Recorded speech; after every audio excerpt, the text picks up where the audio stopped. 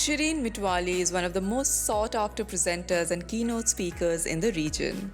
She has facilitated and hosted high-profile events for leading global names and has interviewed the likes of Sir Richard Branson, Neason, GiGi Hadid, Juliana Rancic, and a host of business leaders and members of the Emirati Royal family. She has built her reputation of versatility and professionalism in dealing with various personalities, brands, and events. I have known Shereen for a few years now, and I really wanted her to come on the show and share her inspiring story with all of you.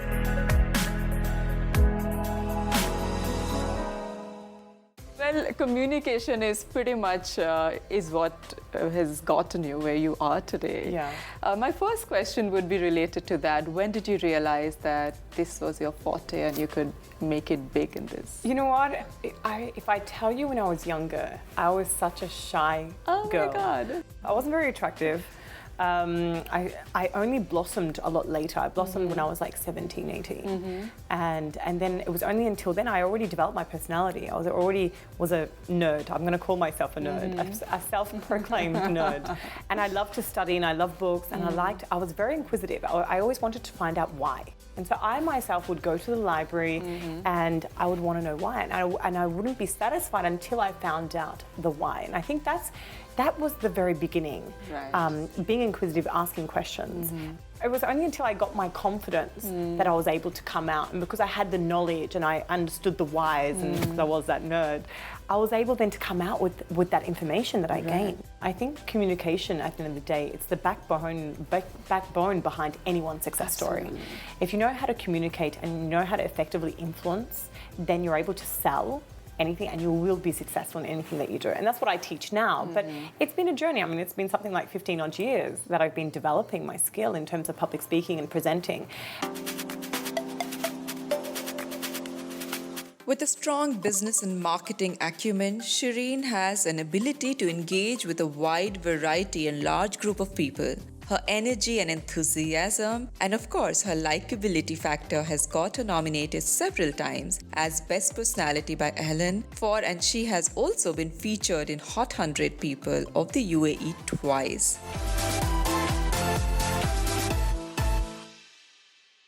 What made you come to Dubai and what were the opportunities that you were looking at in this city at that time? Well, to be honest, when I came to Dubai, it was certainly not intentional to get a job.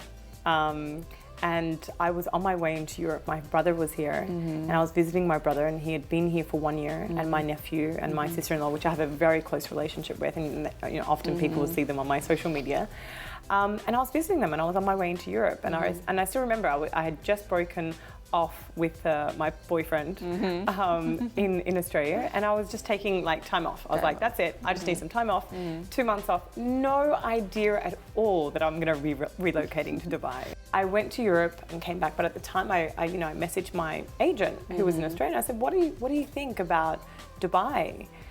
Tell me from a business element, is there scope, is there, work, is there opportunities for somebody like myself? He wrote back to me, he was like, oh my God, Shereen's like, Dubai's so happening. And I'm talking about from 5 years ago. It still is happening. He's like, Dubai's so happening right now and, somebody like you'd be so well suited and you'd fit really well into the market because you come from an Arabic origin, but you speak, English fluently and I would really appreciate that want somebody with your expertise. So I got his feedback and I was like, okay, did my trip, 2 months around Europe, had the time of my life, and then came back. And I said, you know what, and he actually mentioned my agency. He's like, I'm going to introduce you to a few people. I'm just going to, send an email out and see what comes with that. I did come here, I met up with these people and I got straight away an opportunity to do a show called Good Morning Dubai. And, took it and we basically explored it from there on. And that's how I kind of decided, it made it easier for me to decide to stay. I then met my husband 12 months later. And how exciting! Yeah, that's a great story. Yeah, honestly, I mean, I can honestly tell you that Dubai has been very, very good to me.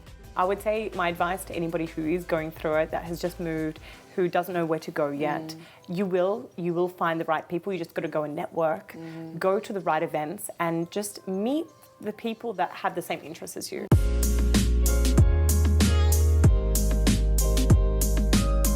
Shereen is the founder and CEO of an expansive female community in the Middle East region known as the Female Network, an online business platform bringing together women of the Middle East, creating a close-knit community through communication, integration, and social media.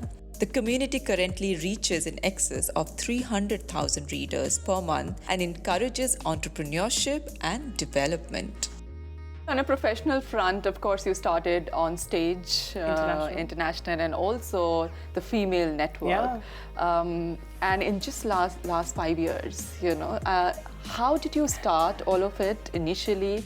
Where did the capital come from? Yeah. And what were your initial vision with all the ventures that you're successfully into right now? Well, the Female Network, to be honest, started out because of the fact that I wanted to meet more women.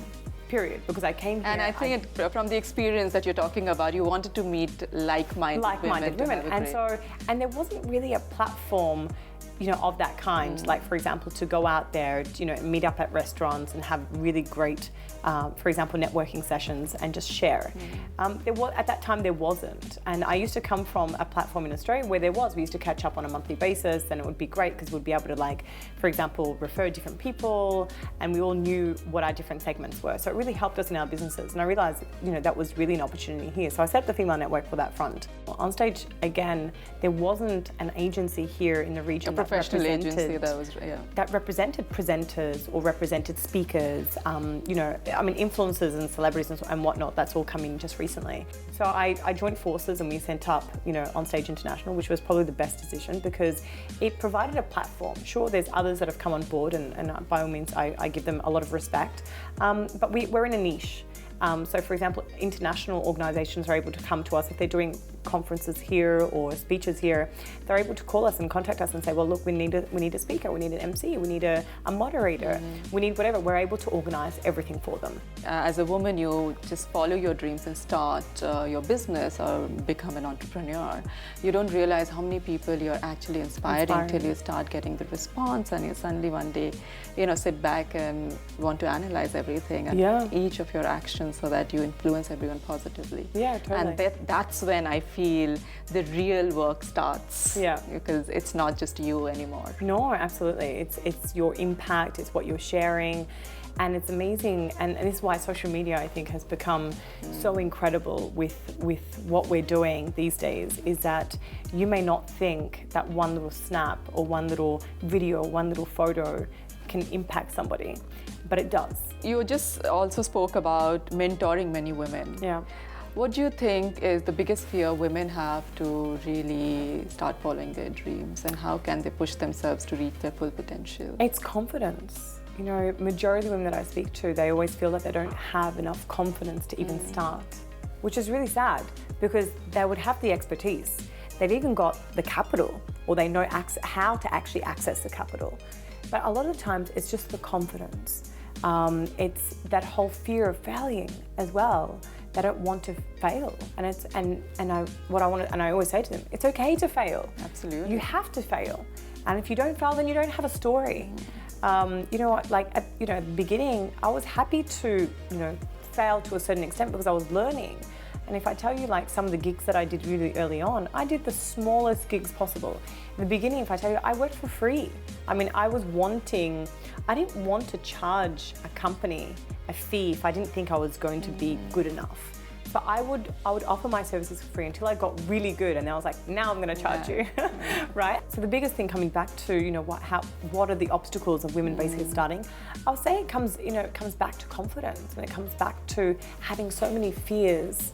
That whole fear of failing. The biggest exercise that I do with women is getting them to appreciate what they are worth. Because people, women specifically, and men, to be honest, out there, they underestimate how much they actually bring to the table. And it's wrong. And they need to really appreciate that there is no one else out there that is like them, with the same combination of expertise, background, education, flair, personality. No one is Uma, for example. I don't care where you go. No one is you.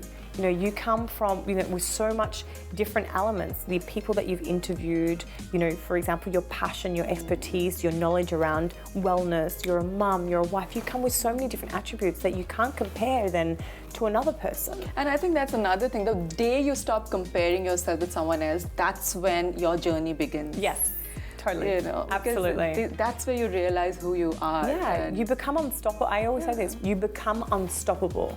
Don't compare and don't be jealous of other people. Absolutely. And don't even think about that anyone else is your competition. If you think like that, you're limiting yourself. Yeah. In fact, you get a kind of a very different kind of power when you admire people who are successful. Correct.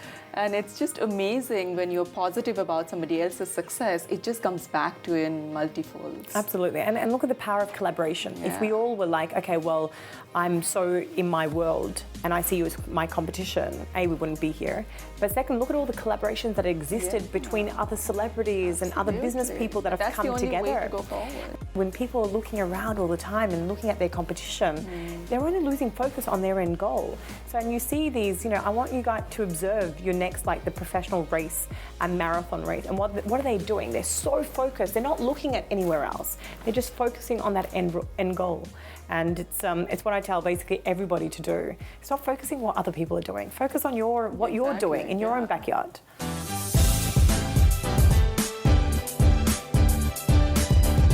You've met very interesting people and very successful people over so many years now through your work. Who has inspired you the most, and what are the things you've learned from them that you never forget? The ones that I really, really enjoy interviewing, I would say, is my leaders, are the likes of Chris Gardner and Richard Branson, Jack Ma. And I would say the best have been, you know, probably those three. Jack Ma, the man who founded Alibaba, is worth 60 billion right now. You know what I love about him, what I learned from him, I mean, when I first met him, he's just like, don't look at me like I'm anyone special. In fact, if I had to write a book, he said I would write the book and it would be titled 1,000 Mistakes Jack Ma Did. It comes from such a humble space. And he just basically says, learn from other people's mistakes.